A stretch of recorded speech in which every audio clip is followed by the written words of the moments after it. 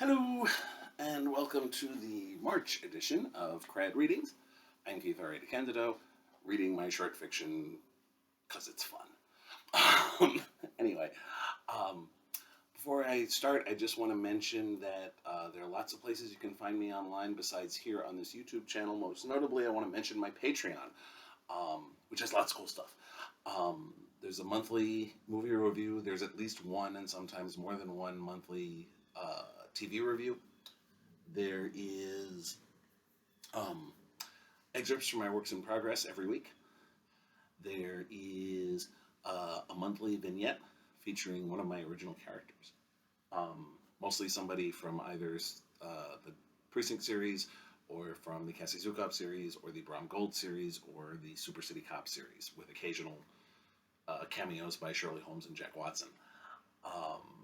And there's first looks at my first drafts, and there's cat pictures, with occasional dog and bird pictures thrown in for good measure, but mostly cat pictures, and mostly pictures of our cats.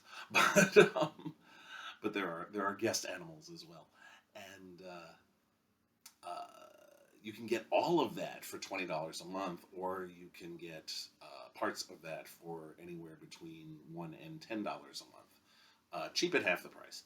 And if you go to patreon.com/crad, you can find all that cool stuff.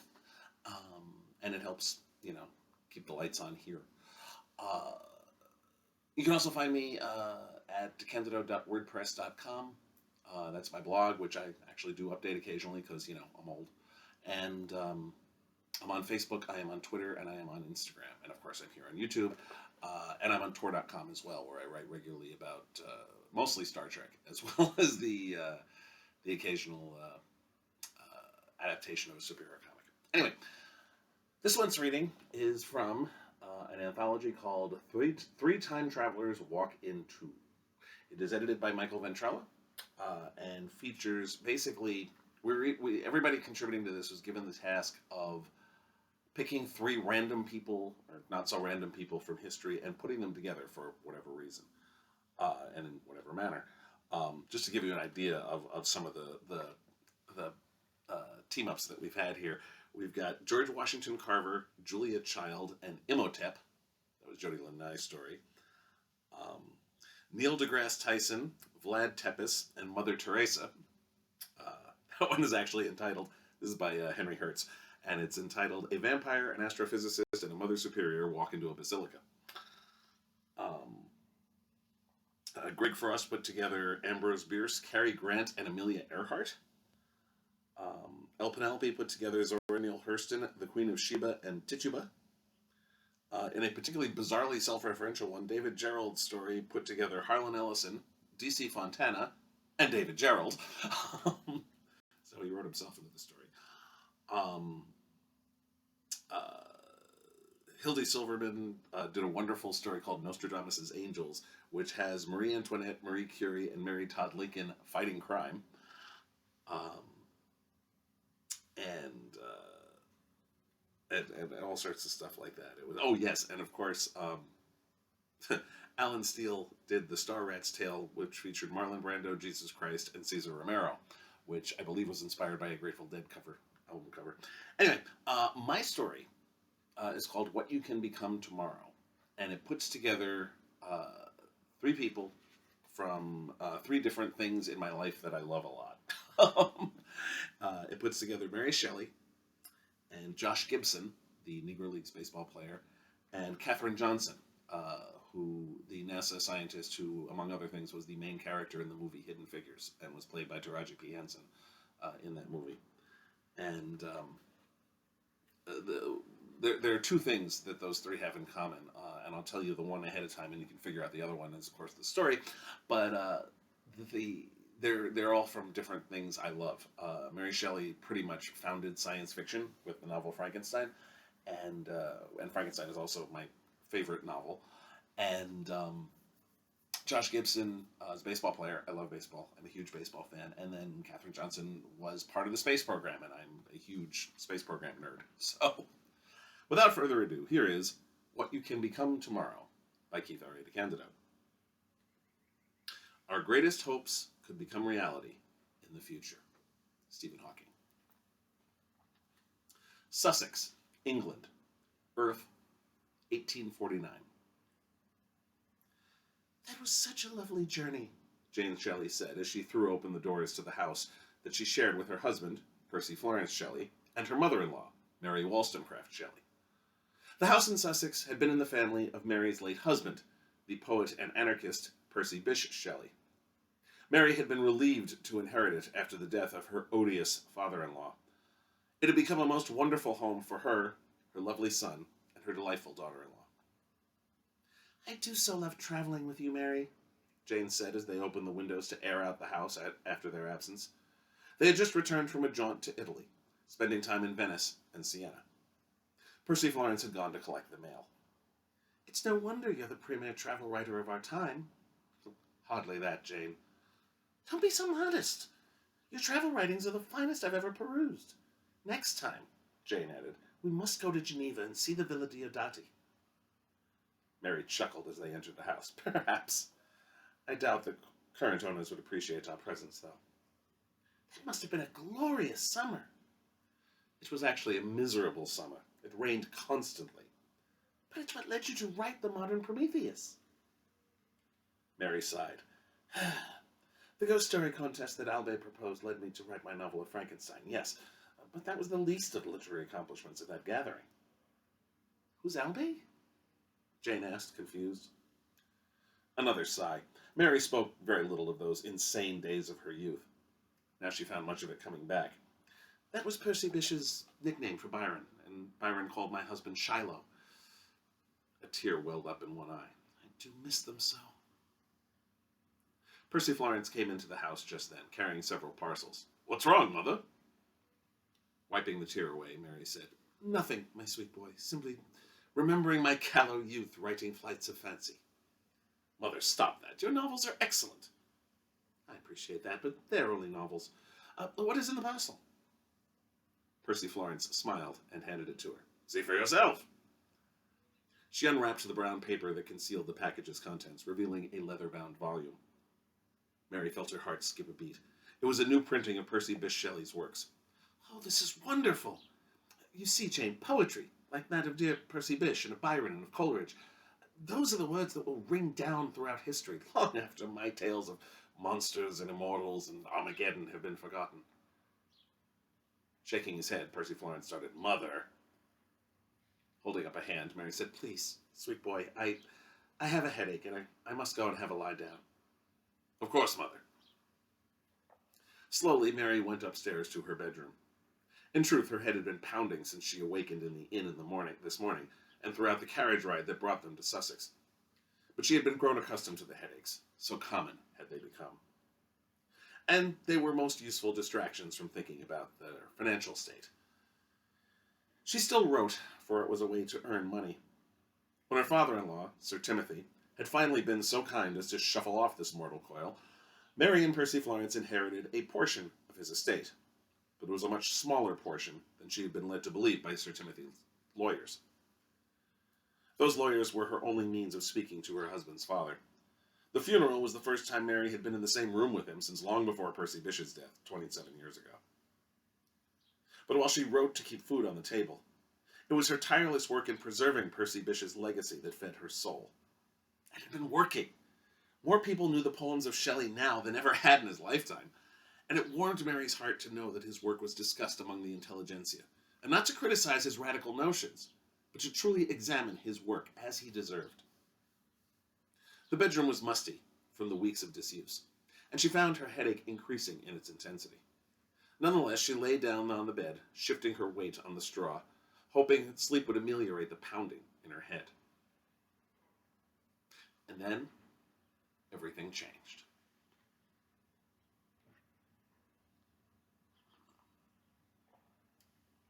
Washington, D.C., United States, Earth, 1945.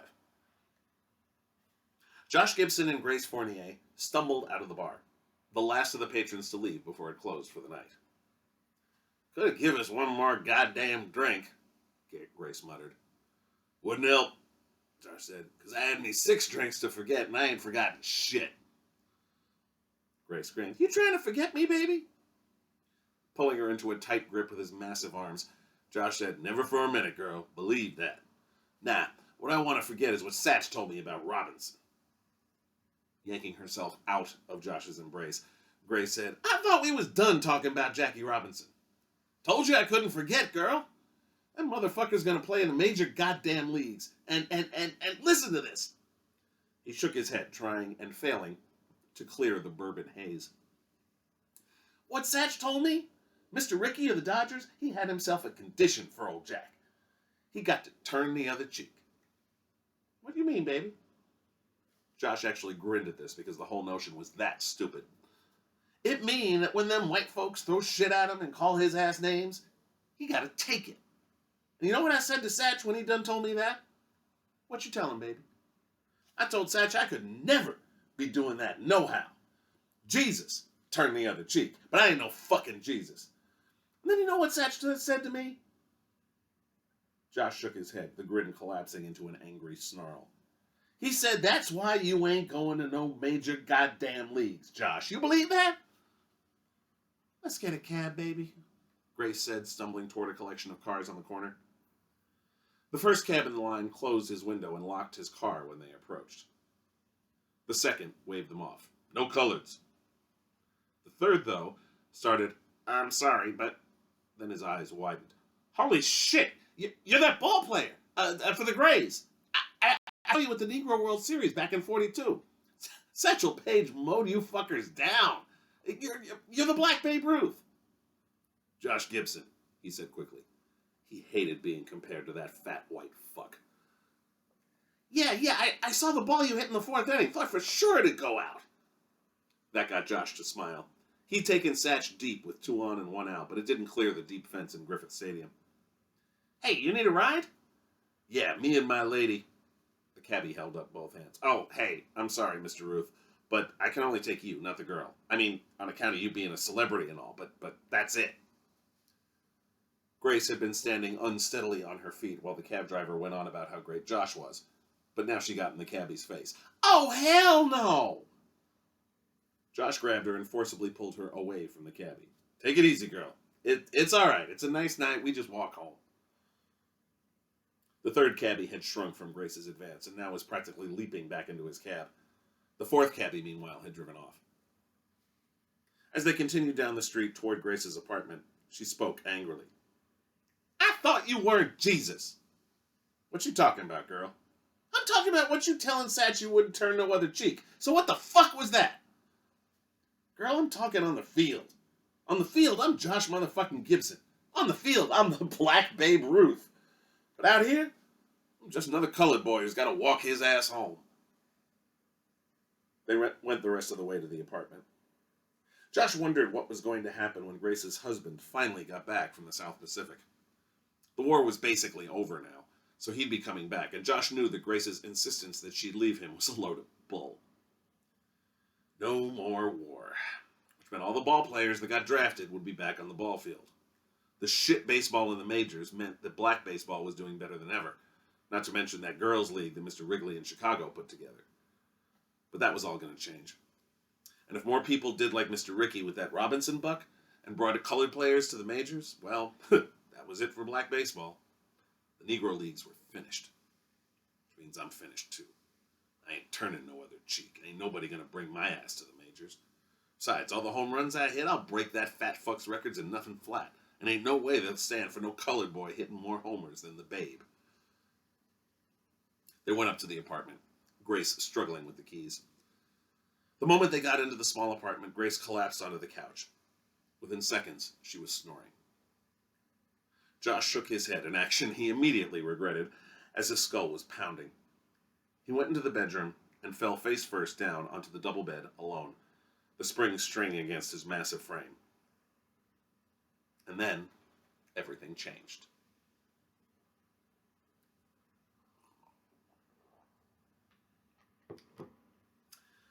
Hampton, Virginia, United States, Earth, 1986. "So," Jim Johnson said as he walked with his wife Katherine to their car in the parking lot of the Carver Memorial Presbyterian Church. "You want to go out tonight?"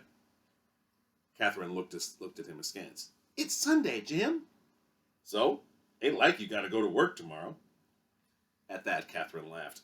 She was still adjusting to being retired and had indeed forgotten that she would not have to get up the following morning to report to the Goddard Space Center for work. "We could go see a movie," she said as she climbed into the passenger seat of their Ford. "Miss Nichols has a new picture out." "What, another Star Wars movie?" "Star Trek, there's a difference." Jim snorted. "It's all fake space travel. Seems to me you helped the men that did the real thing." "So?" He turned the engine over. "So why you want to see a movie about it when you did it for real?" "Because Miss Nichols is in it. She a great lady. She spent most of the 70s trying to get more black folks and more women into NASA. And not doing what I was doing, but being actual astronauts." She smiled and shook her head as Jim pulled out of the parking lot. "Lord have mercy, I remember the night Mae Jemison was taken off for the first time. Miss Nichols, she called to wish her well, and they kept passing the phone around to everyone but Mae, because every one of them wanted to say hi to Lieutenant Uhura." "That's fine, I guess, but that mean we gotta sit through a Star Wars movie?" "Star Trek." "What difference does it make?" "Well, for one thing," Katherine said, "there's actual black people in Star Trek. Only brother in Star Wars is Billy D. Williams." Jim laughed. "So they got Colt 45 in space?" "They must, yeah." Katherine yawned. "Whatever we do, it'll be after I have my nap." "You sounded beautiful today, darling. Choir sounds more like angels every Sunday." Katherine smiled and then yawned again. "Well, sounding like angels has got me all tired." "I'll get you home and tuck you in, darling. Don't you worry." Jim got them home, and he escorted her upstairs to the bedroom, tucking her in as promised. After kissing her on the forehead, he said, "I'm going to go read the paper." Katherine nodded. Jim always liked to spend the time after church reading the Sunday paper. Even as he left the room, she faded into her nap. She dreamt of being asked, by name, to verify the calculation of the orbit of Friendship 7 back in '62. But in the dream, it was Nichelle Nichols, not John Glenn, who demanded that Katherine double-check the calculations of the first manned vessel to orbit the Earth. And then, everything changed.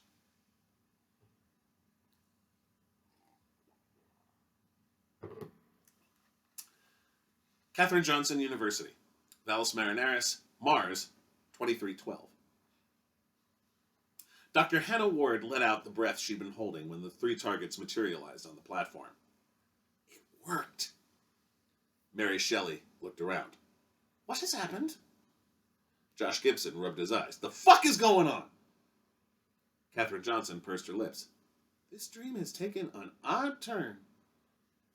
"Please, don't be alarmed," Hannah said. I'll return you to your homes very soon. I just wanted to test the equipment." Johnson looked around at the alcove in which she sat. "Equipment?" Hannah said, "You're sitting in the TD-73 prototype." Realizing that would be meaningless to the three of them, indeed would be meaningless to anyone beyond her, the chair of her department, and her two graduate assistants, she added, "TD stands for temporal displacement." Shelley's eyes widened. "Displacement in time?" "Yes.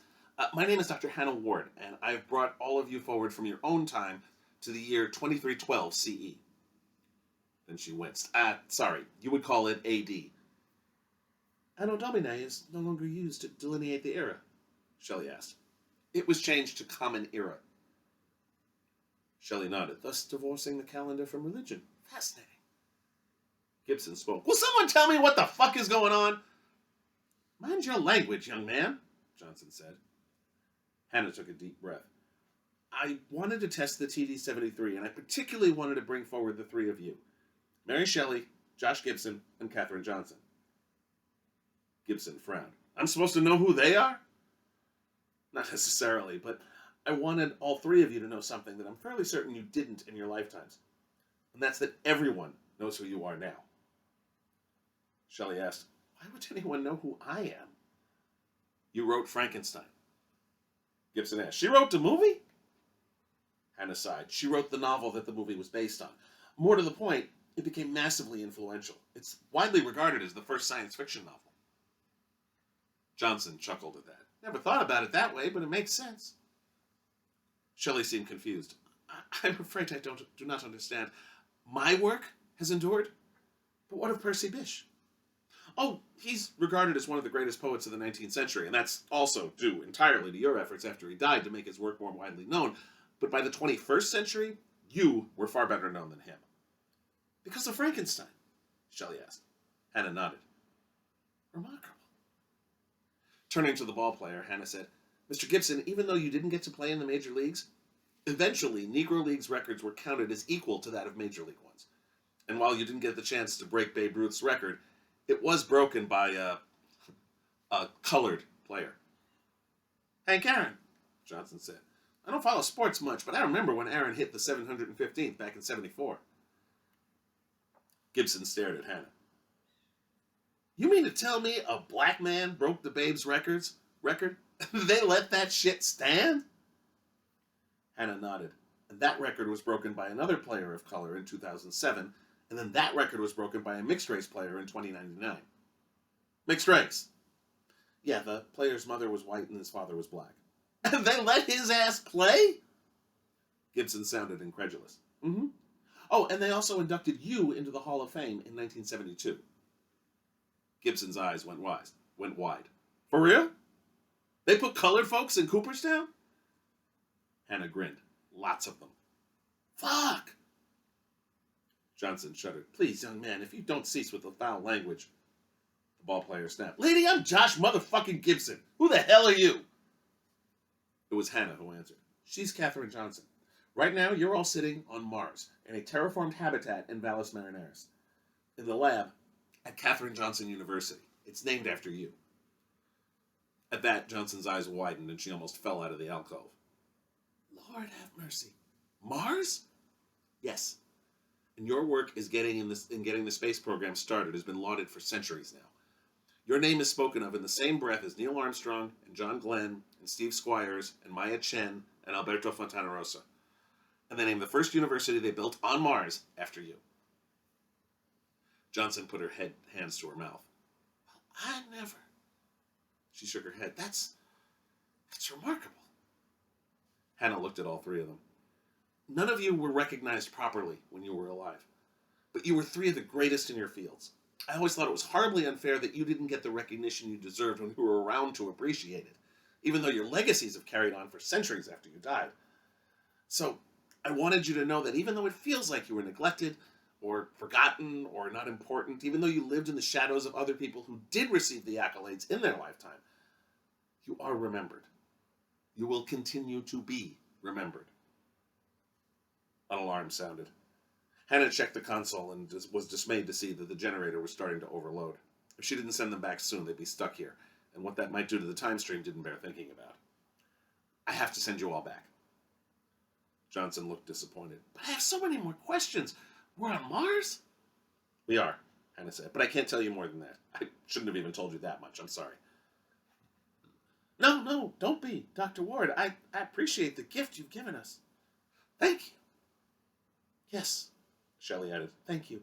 Even more than what you say about my own accomplishments? To see a woman constructing such a device, knowing that such women as Mrs. Johnson here in the future, fills me with tremendous hope. Gibson let out a bark of a laugh. Black man breaks the Babe's record. Don't that beat all? Goodbye, Mary. Goodbye, Josh. Goodbye, Katherine. Please wake up knowing that you will endure. She sent them all back. Hannah had deliberately taken them when they were going to sleep so that they would likely return from their odyssey thinking it a particularly bizarre dream. And then the generator sparked and burned and shut down. She had exceeded the power requirements by 600%. They'd probably make her pay the excess on next month's power bill. All for what the department chair would probably think of as self-indulgent. But to Hannah's mind, she got to right 3 wrongs. That was worth even paying the power bill.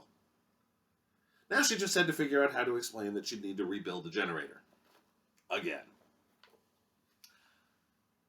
That, again, is in 3 Time Travelers Walk In 2, edited by Michael A. Ventrella. It is published by Fantastic Books. You can get it at whatever your online book dealer of choice is, or directly from fantasticbooks.biz. By the way, that story that Katherine Johnson told about Nichelle Nichols calling when Mae Jemison was taking off, that is a true story that I heard from the very mouth of Nichelle Nichols herself when she appeared at Shore Leave a bunch of years ago. And I always loved that story. So I thought I wanted to share it there. And that's it. Anyway, thank you very much for watching. I will be back next month with another story. You can find me online, as I said before, patreon.com/crad. My website is DeCandido.net. My blog is DeCandido.wordpress.com. I'm on Facebook. I am on Twitter, at KRADEC on Twitter, KRADEC. I'm at Instagram at KRAD418. For Facebook, just search my name. And either Keith DeCandido or Keith R.A. DeCandido. There's personal page, fan page. They mirror each other, and all my posts are public. So, and so I'm pretty easy to cyber stalk. And you can find my stuff on Tor.com and all that good stuff. Thank you ever so much. Oh, and I will be at Zenkaiken. I will be an author guest there in Lancaster, Pennsylvania on March 24th, 25th, and 26th. And I hope to see folks there. And I think that's it. So I will see you next month. Take care, be safe, and happy Easter if you celebrate, or happy Passover, or whatever. Anyway.